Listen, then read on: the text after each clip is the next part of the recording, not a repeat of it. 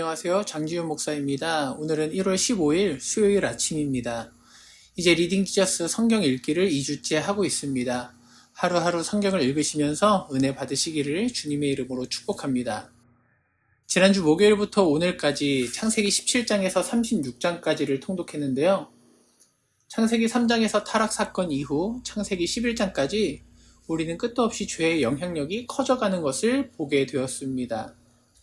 노아의 때에 이르러서는 노아를 제외한 모든 인류를 심판해야 할 정도로 세상에 악이 가득해졌고, 노아의 세 아들을 통해 인류가 다시 시작되었지만 그들 역시도 스스로 높아지고자 바벨탑을 쌓음으로 본질적으로는 이전의 악한 세대와 그들이 다를 바가 없다는 것을 스스로 드러내었습니다.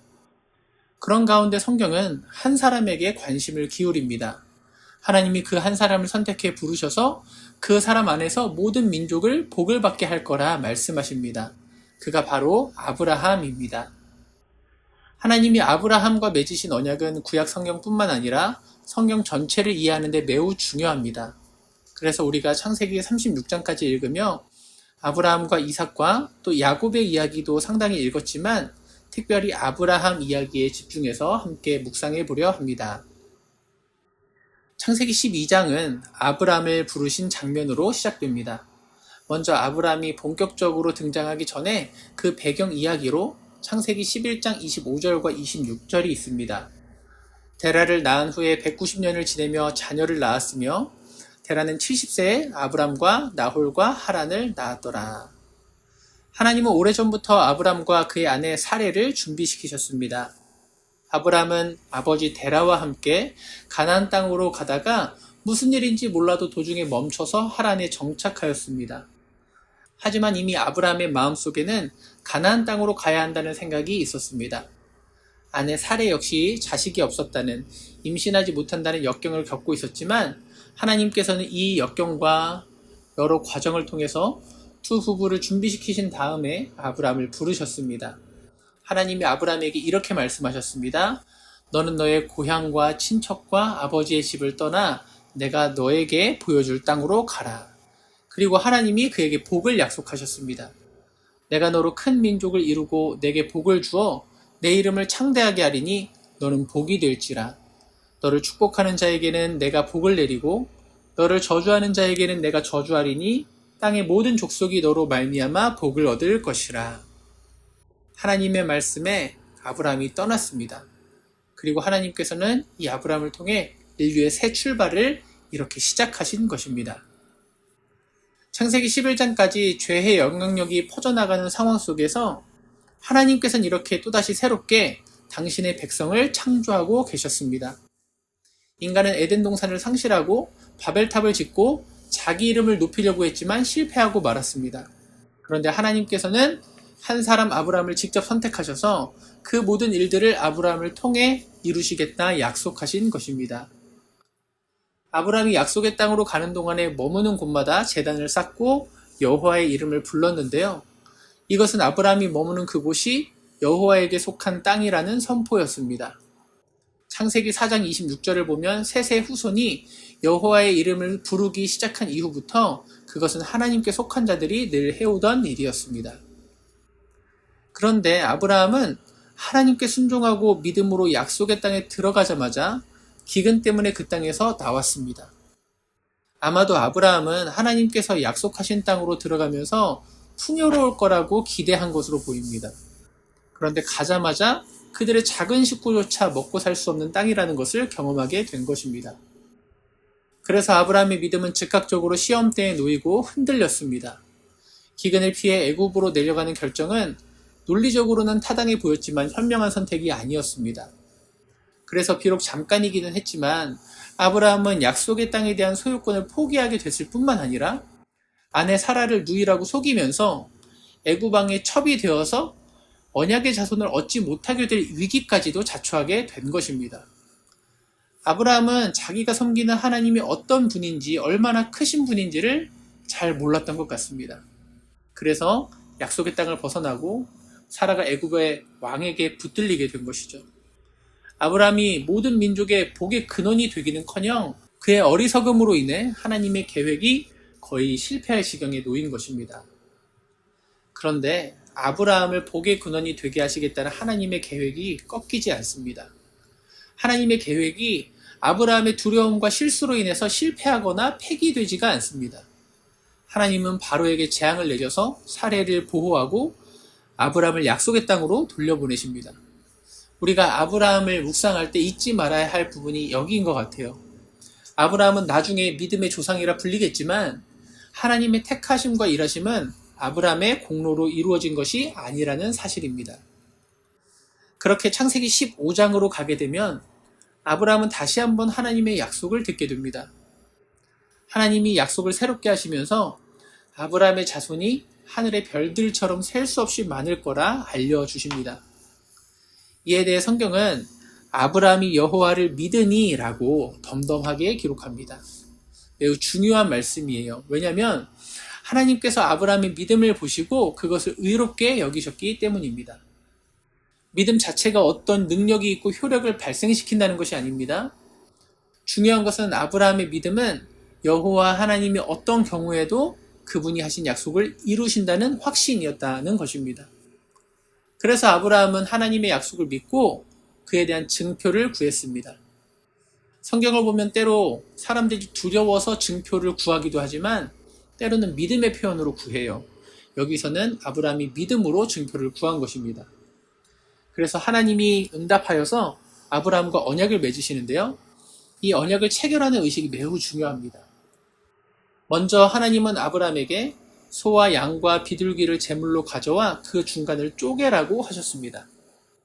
이것은 고대 근동에 일반적으로 이루어졌던 상호 조약의 방식이었습니다. 종주권 조약이라고 하는데요. 주로 강대국이 상대적으로 약한 주변국과 맺는 조약이었습니다. 강대국의 왕은 종주가 되어서 속국의 왕에게 일정한 혜택을 제공하는 것입니다. 내가 보호해주겠다라는 것이죠. 대신에 속국에 속한 왕은 종주국의 충성과 복종을 맹세하게 되는 것입니다. 그러니 속국은 두 가지 선택지가 있는 것입니다. 자기 주권을 포기하고 종주국의 왕이 제공하는 혜택을 누리든지 혹은 자기 나라를 스스로 지키려고 해결해 보다가 멸망의 위기를 맞을 것인지 말입니다. 먼저 이 종주권 조약의 시작 부분이 당사자 간의 역사를 언급하는 부분이 있는데요. 그래서 하나님이 창세기 15장 7절에서 이렇게 선언하십니다. 나는 이 땅을 너에게 주어 소유를 함께 하려고 너를 갈대아인의 우르에서 이끌어낸 여호와니라. 이렇게 과거에서부터 보여준 하나님의 신실하심과 도우심이 언약 관계의 출발점이 되는 것입니다. 자, 그리고 가장 중요한 부분이 여기인데요. 언약을 체결할 때 당사자들이 반으로 쪼갠 재물 사이를 함께 걸어가는 것입니다. 이것은 언약이 깨졌을 때 임하게 될 저주를 실제로 보여주는 것이에요. 만약에 둘 중에 하나라도 이 언약을 깨뜨린다면, 지키지 않는다면 그 자는 이렇게 처참하게 몸이 쪼개져서 피를 철철 흘리고 있는 이 동물들처럼 쪼개져서 처참하게 저주받고 죽을 것이다. 이렇게 생명을 걸고 무시무시한 상호 언약이 맺어지는 것입니다. 그러니 하나님과 아브라함이 조약의 당사자니까 두 당사자가 이 사이를 지나가야겠죠. 그런데 성경은 무엇이 재물 사이를 지나갔다고 말할까요? 창세기 15장 17절 해가 져서 어두울 때 연기나는 화로가 보이며 타는 횃불이 쪼갠 고기 사이로 지나더라. 하나님과 아브라함이 언약을 맺을 때는 아브라함이 그 사이로 가지 않았습니다. 하나님만 연기나는 화로로서 횃불로서 홀로 그곳을 지나가십니다. 이것은 무엇을 의미합니까? 이 언약은 일방적일 수밖에 없고 하나님 한 분만 성취할 수 있는 그런 언약이라는 것입니다. 그래서 아브라함 너가 이 자리를 걸어갈 수 없다는 거예요. 너가 가면은 너는 저주받아서 죽을 수밖에 없기 때문에. 그래서 하나님은 사실 이 언약을 통해 이렇게 말씀하신 겁니다. 아브라함, 내가 너와 맺은 언약은 너의 능력과 너의 신실함으로는 지킬 수 없다. 하지만 너의 실수와 너의 실패로 인해서 이 언약은 절대로 깨지지 않는다. 만일 너의 실패로 인해서 피를 흘려야 한다면 나는 나의 몸을 쪼개지게 하겠다. 내가 피를 흘려서 내가 그 값을 치를 것이다. 그렇게 해서라도 나는 이 언약을 반드시 성취할 것이다. 너와 너의 후손을 통해서 말이다. 이렇게 엄숙하고도 은혜로운 언약이 이루어지고 난 다음에 창세기 17장까지는 13년의 세월이 흐릅니다. 여기서 중요한 사실은 아브라함이 또다시 심각한 실수를 저지른다는 거예요.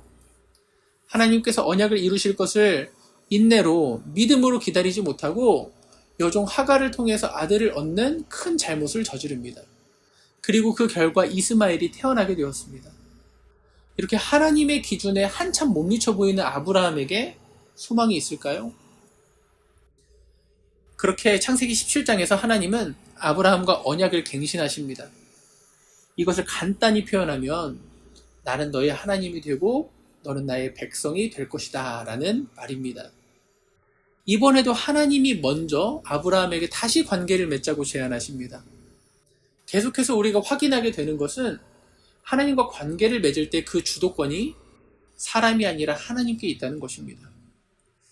오늘날 많은 사람들이 자기에게 지나치게 많은 선택권이 있다고 착각하는 것 같습니다. 그 선택권이 인간에게 자유를 준다고 생각하는 것 같습니다. 그런데 저는 한편으로 그 선택권이 인간에게 많은 고통을 준다는 생각도 합니다. 물건을 고르듯이 내가 어떤 신을 섬기고 어떤 종교를 가질지도 종교와 신앙과 양심의 자유를 갖고 있는 내가 주도권을 가지고 선택할 수 있는 것이다 라고 생각하는 것이죠. 하지만 아브라함을 통해서 계속해서 확인하게 되는 것은 그렇지 않다는 것입니다. 우리는 하나님과의 관계에서 주도적으로 하나님을 선택하고 섬길 수가 없습니다. 우리 스스로 깨어진 관계 속에서 에덴 동산을 잃어버린 상황에서 그곳으로 돌아갈 수 있는 방법은 없다라는 것입니다. 오직 하나님만이 우리에게 먼저 손 내미시고 우리에게 은혜를 주시고 우리의 연약함을 주도적으로 이끌어 가셔야만 우리는 믿음을 갖고 이 언약 관계 속에서 하나님과의 관계를 지켜낼 수 있는 것입니다. 그래서 하나님은 엄숙하게 이렇게 말씀하세요. 나는 전능한 하나님이라 너는 내 앞에서 완전하라. 사실 13년 만에 나타나셔서 이렇게 말씀하시는 것은 아브라함이 이스마엘을 얻게 된 불신앙에 대해서 하나님이 얼마나 마음 아파하시고 그것을 무겁게 생각하는지 보여주는 장면이라 할 수 있습니다. 하나님은 그럼에도 여전히 이 약속에 신실하십니다.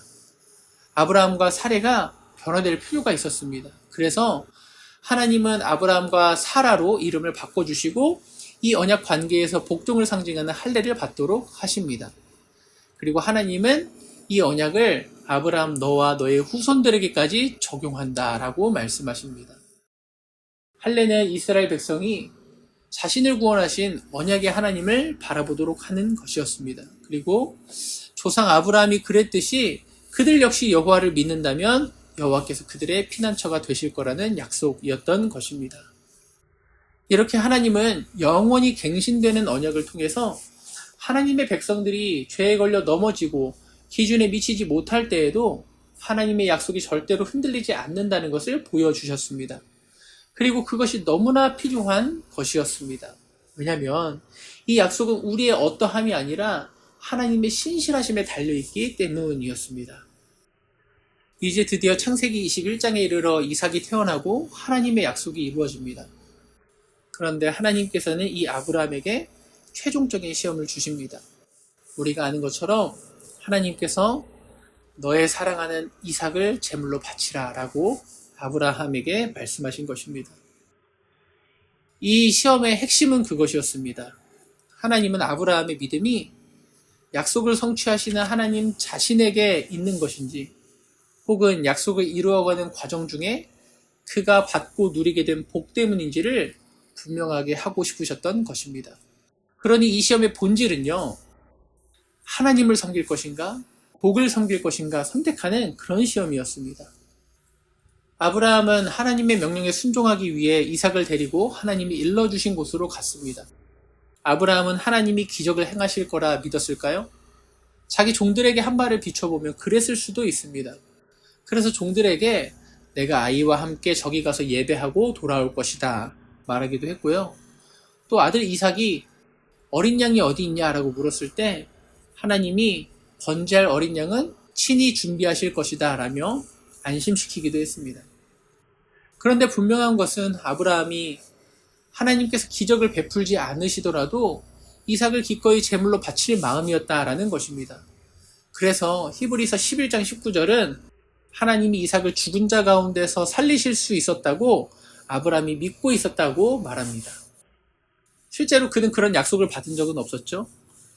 그저 하나님을 믿고 믿음으로 순종했을 뿐이었습니다. 그리고 실제로 이삭을 돌려받음으로 아브라함의 믿음이 헛되지 않았던 것입니다. 아브라함이 칼을 들고 하나뿐인 아들을 죽이려고 하는 순간에 여호와의 사자가 다급하게 그를 불렀습니다. 아브라함아, 아브라함아, 그 아이에게 손을 대지 말라. 내가 내 아들 내 독자까지도 내게 아끼지 아니하였으니 내가 이제야 내가 하나님을 경외하는 줄을 아노라. 그리고 이 말을 듣고 눈을 들었을 때 아브라함은 하나님께서 번제로 드릴 순양을 예배해 놓으신 것을 알게 됩니다. 순양을 가져다가 자기 아들 대신 번제로 드립니다. 그리고 여호와의 사자가 아브라함을 불러서 이렇게 약속해 주신 것입니다. 너의 씨가 번성하여 하늘의 별과 같고 대적의 성문을 차지하게 될 것이다. 너의 씨로 말미암아 천하 만민이 복을 받게 될 것이다. 사랑하는 성도 여러분, 이것이 바로 아브라함 믿음의 여정이었습니다. 이 여정을 통해서 우리가 알게 되는 것은 무엇일까요? 하나님께서는 약속하시고 이루시는 분이라는 것입니다. 하나님께서는 아브라함의 실패 때문에 당신의 약속이 좌우되는 분이 아니라는 것입니다. 하나님은 인간의 실패와 연약함에도 불구하고 당신의 약속을 반드시 이루시는 신실하고 능력이 있으신 하나님이시라는 것입니다. 사랑하는 성도 여러분, 먼 훗날 우리가 또 다른 약속의 아들이 나무 위에 달려서 두 팔 벌리고 죽는 모습을 우리는 알고 있습니다. 그분은 끔찍하게 피 흘리면서 나의 하나님, 나의 하나님, 어찌하여 나를 버리셨나이까 외쳤습니다. 그때는 아브라함을 말렸던 것처럼 하늘에서 천사가 나타나 구조를 알리는 아무런 소리도 없었습니다. 오히려 그 가운데 아버지는 침묵 속에서 그 값을 톡톡하게 치르고 계셨습니다. 맞습니다. 바로 하나님의 아들 예수님의 이야기죠. 아브라함의 아들 이삭의 참된 대속물은요, 사실 하나님의 외아들 예수님이셨던 것입니다. 하나님은 아브라함의 재물을 보시고 내가 내 독자까지도 아끼지 아니하였으니 내가 이제야 나를 사랑하는 줄 아노라, 경외하는 줄 아노라 말씀하셨습니다. 그러니 우리도 갈보리 언덕 위에서 나무 위에 계신 그 예수님을 바라볼 때 이런 고백을 할 수 있습니다. 십자가 위에 계신 하나님의 아들을 보면서 하나님께서 사랑하시는 독자까지도 저에게 아끼지 아니하셨으니 이제 저는 하나님이 저를 사랑하신 줄 확신하게 되었습니다. 고백할 수 있는 것이죠. 아브라함의 이야기를 묵상하면서 우리는 예수 그리스도를 보게 됩니다. 예수님은 이 이야기에 아브라함의 믿음의 완성이 되셨습니다. 하나님은 의로우신 분이십니다. 우리의 죄의 빚을 다 갚도록 요구하실 수 있는 분이세요. 하지만 하나님은 동시에 우리를 의롭게 하시는 분입니다. 우리에게 필요한 구원과 은혜의 방편을 제공하는 분이기도 하다는 것입니다. 하나님께서 이 두 가지를 우리에게 함께 행하실 수 있는 이유는 하나님께서 갈보리 언덕에 올라 장자이신 예수 그리스도를 우리 모두를 위한 제물로 바치셨기 때문입니다. 오늘 묵상을 통해서 아브라함을 통해 또 그 아들을 통해 우리가 갈보리 십자가 언덕을 바라볼 수 있었으면 좋겠습니다. 아브라함의 이야기는 아브라함의 위대함을 주목하지 않습니다. 우리 역시도 우리의 노력으로는 아브라함처럼 위대한 믿음과 순종으로 나아갈 수 없습니다. 하지만 우리가 자기 몸을 바쳐서 희생의 제물로 드리신 예수 그리스도를 믿게 되면, 그분을 보게 되면 우리는 하나님의 사랑을 믿고 하나님을 의지하며 살아가는 믿음의 삶을 살 수 있을 것입니다. 이 말씀을 오늘 마음에 새겼으면 좋겠습니다. 로마서 8장 32절, 자기 아들을 아끼지 아니하시고 우리 모든 사람을 위하여 내주신 이가 어찌 그 아들과 함께 모든 것을 우리에게 주시지 아니하겠느냐. 오늘도 하나님의 사랑을 힘입어서 우리에게 모든 선한 것으로 응답하실 하나님을 신뢰하면서 하루하루를 살아가는 귀한 성도님들 되시기를 주님의 이름으로 축복합니다. 저는 복된 주일에 뵙도록 하겠습니다. 날이 많이 춥습니다. 따뜻하게 입으시고 주님 안에서 평안하세요. 샬롬.